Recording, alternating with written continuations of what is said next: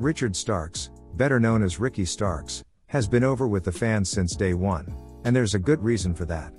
He's one of the most charismatic wrestlers today, but aside from that, what else do we know about him? Let's start with Number 10. Friendship with The Undertaker. Yes, you heard that right. The legendary Phenom and Ricky are real-life friends. It all started when they were training at the same gym. Taker was preparing for his WrestleMania match against Shane McMahon, and Ricky was just staying ready for a tryout opportunity. Taker was also filming some stuff because he thought that this could be his final match. So, Starks befriended the cameraman and later The Undertaker. Their paths crossed again when Ricky and his then tag team partner Aaron Solo were doing their own documentary and asked Taker to say a few things on camera. Finally, they really bonded when Taker was preparing for his WrestleMania match against John Cena. He asked Ricky to help him get ready for the grandest stage of them all, and of course Starks said yes.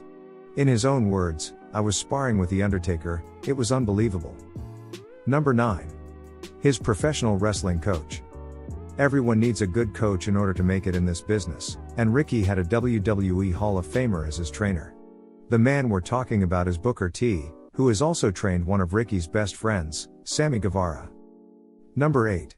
His professional wrestling debut in WWE.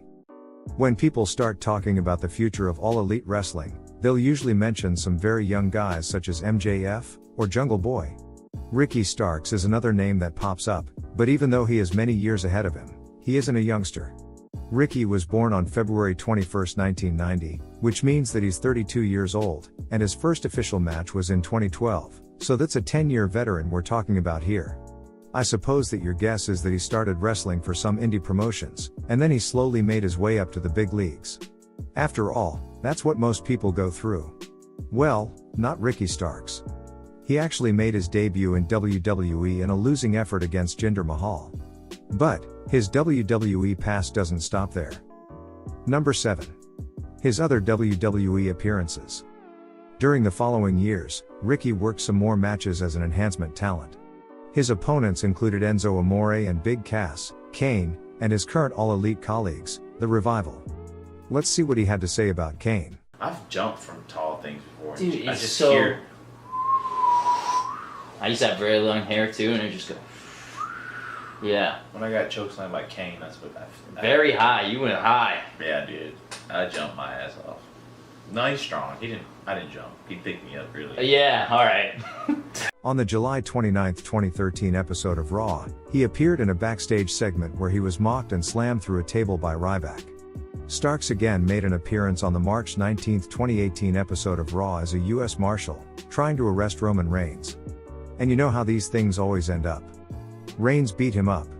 He has also made another cameo appearance in 2015, where he appeared as one of the soldiers alongside Rusev, during his WrestleMania entrance. Number 6. So, why wasn't he signed by WWE? As we mentioned, Ricky worked for WWE on multiple shows, but, why wasn't he signed? His talent is so evident, how could WWE drop the ball on this one? Ricky seems like a perfect fit for WWE. He's 6 feet tall, he has a great physique and tons of charisma. He has stated that he also had a WWE tryout in 2017, where he absolutely nailed it, especially the promo part. And that's not just his opinion, that's what people like Matt Bloom told him. Despite his great performance, WWE just sent him the classic generic email. Alright, I'm at a standstill in my career. There's nothing else for me. No one has contacted me. No one's called me up. Yeah. They told me no.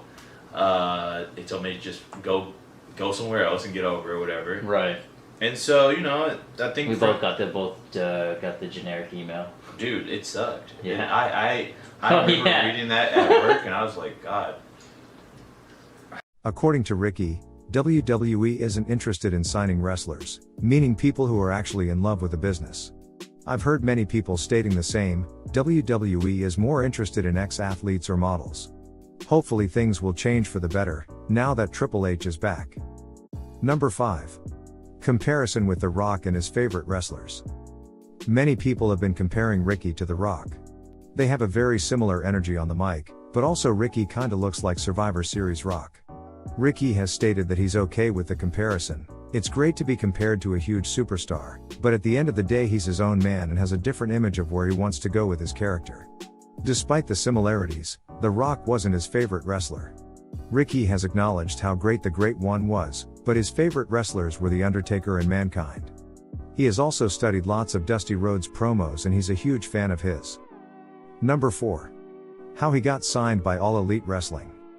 Ricky is a big believer in visualization and manifestation, meaning that you have to believe what you want to achieve, and then the universe will match that energy.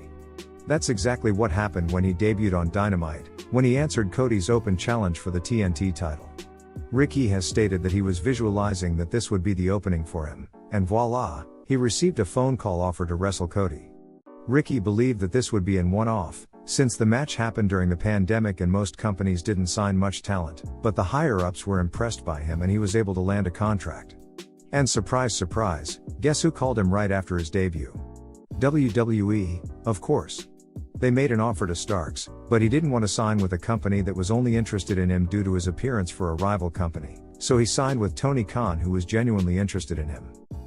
Number 3. A funny story from the Indies. As we've already covered, Sammy and Ricky are good friends. They have wrestled each other multiple times during their time in the independent circuit. There was a match where they delivered what they thought it was asked by them. But according to current WWE employee Adam Pearce, they over-delivered. Let's hear it from Sammy. And Sammy goes to the locker room first, and he gets his, I don't know if you get a Stern talking to, I don't know, who was it that talked to you? Adam Pearce. And then I see them like talking back and forth and they're looking, and I'm like, what are they, you know? Right. They're obviously talking about me. Right. They keep looking at me. Mind you, I'm outside talking to my family after my match. He had went back. And I'm just like, what's up, guys? He said, you guys did a lot of stuff out there. And I'm like, yeah. It's like you guys did 10 pounds of shit in a 5-pound paper bag. And I had no idea what to respond with. I'm like, that's my style. That's what you told him. You told him that was my style. But the best is his reply, which is, it shouldn't. Number 2. Wrestling isn't his only talent. Aside from being an in-ring competitor, Starks has also acted in the short film A Grievance with Gravity. He's also a regular Rampage commentator, and he also used to sing.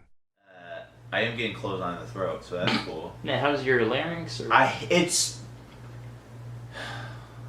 I got clothes on the throat, and it bruised my voice box. And I used to be able to do falsettos. I used to hit high notes when I sing. Not no more. Now I can't. I sounds like a little frog. One unsafe clothesline. Yeah, and that's what happened. Your singing career that you could have had is over. Or at least I would have been a good backup singer. Yeah. Not like a main singer. Well, Number 1. Does he have a YouTube channel? Ricky's channel may not be as popular as Sammy Guevara's channel or Being the Elite, but it played an integral role in his career. He used to make vignettes that cost him up to $600. That was a big amount for him back then, as he was barely breaking even. Ricky has stated that even during his time in NWA, he didn't have the money to pay his $150 insurance. Despite his financial struggles, he made the decision to invest in himself, because he thought that it would eventually pay off, and it did.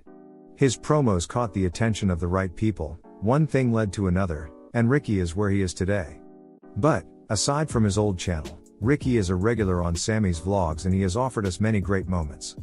Let's watch some of them. You take that ad money that you got from that video and you pay me what I'm worth. You pay me my reparations or I am coming for your head, your throat. See these? These are bills. And guess what? There's interest included on it. oh my God, this is so much.